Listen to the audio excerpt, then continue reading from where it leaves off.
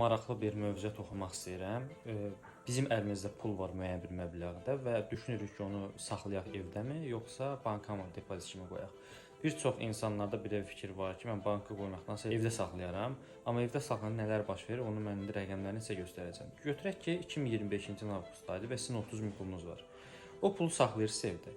Həmin o 30 min bir ildən sonra, yəni 2026-cı ilin avqustunda pulun dəyərinin aşağı düşməsinə əlaqədar, yəni qiymətlərin bahalaşmasına əlaqədar, inflyasiya ilə əlaqədar həmin o pulun real dəyəri olacaq 28200. Yəni bu gün sizin 30 min manat olan pulunuz bir il sonra olacaq 28200. Kağız parçası dəyişməyəcək fiziki olaraq, amma o pulun dəyəri aşağı düşəcək. Çünki siz əvvəllər 30 min ala biləcəyiniz məhsulları növbəti il bir ildə 30 min ala bilməyəcəksiniz, daha baha ala biləcəksiniz. Çünki pulunuzun real dəyəri aşağı düşür. 28200. Ona görə nə etmək lazımdır? Ən azı bir pul qazanmağı da demirəm, pulun dəyərinin ölməsini qarşılamaq üçün pulu misal üçün qoymalısınız. Misal üçün dedim depozitə.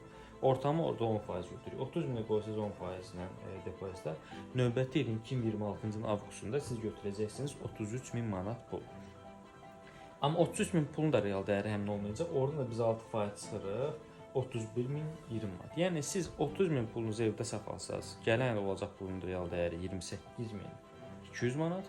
Banka qoysa o pulun real dəyəri olacaq 31.020 manat. Yəni siz burada ən azı inflyasiyadan pulunuzu qoruyursunuz və biraz da kiçik də olsa məbləğdə pul qazanırsınız. Ona görə də yəni evdə saxlamaqla pulu banka qoymaq arasındakı əsas fərq budur.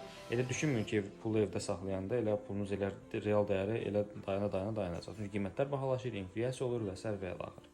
Hər hansı bir sualınız varsa verə bilərsiniz. Video faydalı olsa dostlarınıza göndərin ki, onlar da faydalansınlar və səhifəmi izləməyi unutmayın.